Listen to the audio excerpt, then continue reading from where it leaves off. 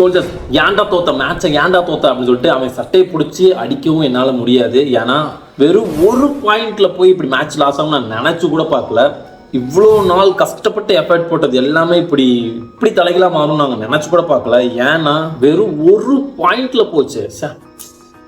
அவ்வளோ ஈஸியே கிடையாது. ஒரு ஸ்டேட் சர்டிஃபிகேட், ஒரு ஸ்டேட் லெவல் மீட்டுக்கு அடுத்த லெவலுக்கு போக போகிறான் அப்படின்னு நினைக்கும் போது ஒரு சந்தோஷமாக இருந்திருக்கும். பட் ஆனால் வெறும் ஒரு பாயிண்டில் வந்து அவன் வந்து இப்போ டிஸ்ட்ரிக்ட் மேட்ச் லாஸ் பண்ணி அவன் வீட்டுக்கு போகும்போது அவன் ஃபீல் பண்ணணும் இல்லையோ, அது அவன் லாஸ் பண்ண நினச்சி எனக்கு ரொம்ப ஃபீலிங்காக இருக்குது. ஏன்னா டிஸ்ட்ரிக்டில் ஏன்னா ஜோனலில் அவனோட பெர்ஃபார்மன்ஸ் அவ்வளோ ஹையாக இருந்துச்சு, ஒரு மேட்ச் கூட லாஸ் பண்ணல. பட் இந்த டிஸ்ட்ரிக்ட் மேட்ச்சில் இப்படி வெறும் ஒரு பாயிண்டில் வந்து மேட்ச்சை லாஸ் பண்ணிட்டு இன்னைக்கு வந்து வீட்டுக்கு போவோம் அப்படின்னு நான் நினச்சி கூட பார்க்கல. சோல்ஜர்ஸ் இன்னைக்கு வந்து கோயம்புத்தூர் டிஸ்ட்ரிக்டில் வந்து செஸ் டோர்னமெண்ட் வந்து நடந்துச்சு, ஹிந்துஸ்தான் காலேஜில் வந்து நடந்துச்சு. அங்கே நம்ம பையன் வந்து அந்த 14 கேட்டகரியில் இன்றைக்கி நான் அவனை கூட்டிகிட்டு போயிருந்தேன். ஸோ எனக்கு தெரியும், ஏன்னா ஆல்ரெடி நான் அவனை அறிமுகப்படுத்தியிருக்கேன். மாதேஸ்வரன் அந்த 14 வந்து ஜோனல் வின்னர். ஓகே, கண்டிப்பாக டிஸ்ட்ரிக்டில் ஒரு லெவலுக்கு வந்துடுவான், ஜெயிச்சிடுவான், அடுத்தவனை ஸ்டேட்டுக்கு கூப்பிட்டு போயிடலாம் அப்படின்னு ஒரு பெரிய சந்தோஷத்தில் ஒரு எதிர்பார்ப்பில் இருந்தேன். காலையில் நாங்கள் ஏர்லியாக போயிட்டோம். மேட்ச் கரெக்டான டைமில் சூப்பராக ஸ்டார்ட் ஆச்சு. First order of first name லிஸ்ட்னா ஒட்டியிருந்தாங்க. அதில் ஒன்று நேம் இருக்கான்னு செக் பண்ணிட்டோம். ஓகே, எல்லாமே இருந்துச்சு. நேம் இருந்துச்சு. நெக்ஸ்ட் ரவுண்ட் யார் கூட அப்படின்னு சொல்லிட்டு பிக்சர்ஸ் போட்டிருந்தாங்க.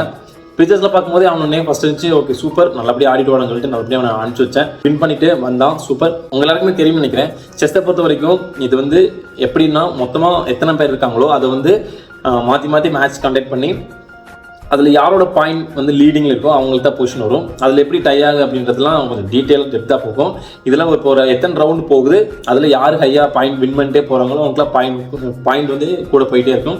லாஸ் பண்ணுறவங்களுக்கு பாயிண்ட் வராது. ட்ரா ஆச்சுன்னா 0.5 பாயிண்ட் அந்த மாதிரி வரும். இதில் வின் பண்ணாங்கன்னா பாயிண்ட் வந்து இன்க்ரீஸ் ஆகிட்டே போகும். மொத்தம் இவனுக்கு வந்து 6 ரவுண்டு நடக்கிற மாதிரி இருந்துச்சு. ஸோ ஒவ்வொரு ரவுண்டும் நல்லபடியாக விளையாடணும், அவன் வின் பண்ணணும் அப்படின்னு ஒரு மைண்ட் செட் தான் எனக்கு இருந்துச்சு. ஏன்னா அவன் ஒரு டிஸ்ட்ரிக்டில் வின் பண்ணிட்டான் அப்படின்னா அடுத்த ஸ்டேட் போகும்போது ஒரு ரொம்ப சந்தோஷமாக இருக்கும் அப்படின்ற ஒரு மைண்ட் செட் எனக்கு இருந்துச்சு, அவனுக்கு இருந்திருக்கும். ஃபஸ்ட் ரவுண்டு மேட்ச் நல்லா விளையாடிட்டு இருந்தான். செகண்ட் ரவுண்டு மேட்ச் வந்து ட்ரா ஆயிடுச்சு. அவனோட காம்படிட்டர் ஸோ நல்லா ப்ளே பண்ணியிருப்பான்னு நான் நினைக்கிறேன். ஸோ செகண்ட் மேட்ச்சு ட்ரா ஆயிடுச்சு. ஸோ அதனால் அவனுக்கு 0.5 பாயிண்ட் தான் கிடச்சிருக்கும். தேர்ட் ரவுண்டு போயிட்டு வந்தான், வின் பண்ணிட்டான், ரொம்ப ஈஸியாக இருந்துச்சு சார் அப்படின்னு சொல்லி சொன்னான். ஃபோர்த் ரவுண்டு மேட்ச் வந்து அவன் லாஸ் பண்ணிட்டான். கொஞ்சம் கஷ்டமாக தான் இருந்துச்சு. லைக் ஏன்னா ஒரு மேட்ச் லாஸ் பண்ணிட்டா கூட ரேங்கிங் எங்கேயோ கீழே போயிடும், எனக்கு நல்லாவே தெரியும். ஒரு மேட்ச் லாஸ் பண்ணால் அந்த 4th மேட்ச் லாஸ் பண்ணா சொன்னோன்னே ரொம்ப கிரிட்டிக்கலான திங்கில் தான் இருந்துச்சேன். ஏன்னா அவன் அடுத்து எப்படி அந்த டாப் 3க்குள்ளே வர போகிறான், அடுத்து எப்படி அந்த மைண்ட் செட் தான் எனக்கு இருந்துச்சு. ஸோ ஓகே, பார்க்கலாம், ட்ரை பண்ணலாம் அப்படின்னு சொல்லிட்டு நினச்சிட்டு இருந்தோம். பட் ஆனால் அந்த ஃபோர்த் ரவுண்டாக அவன் லாஸ் பண்ணும்போதே அவனோட பொசிஷன் ஒரு 6 இடத்துக்கு மேலே போயிடுச்சு. அப்புறம் 5th ரவுண்டு வந்துச்சு. 5th ரவுண்டில் வந்து நல்லா விளாண்டுருக்கேன், வின் பண்ணிட்டான் அப்படின்னு சொல்லி சொன்னதுக்கப்புறம் தான் எனக்கே ஒரு ஹாப்பினஸ்.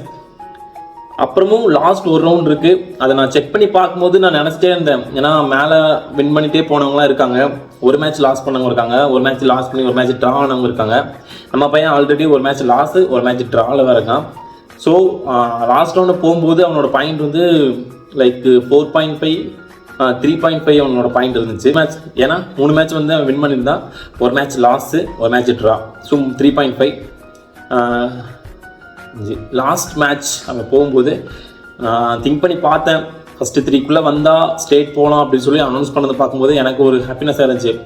டாப் 3க்குள்ளேயாவது அவன் வரணும் அப்படின்னு சொல்லிட்டு நான் காட்டு ப்ரே பண்ணிட்டு இருந்தேன். பட் பேட் லேக், அவன் வந்து லாஸ்ட் மேட்ச் வின் பண்ணியுமே அவனோட பொசிஷன் வந்து டாப் 6th தான் வந்துச்சு.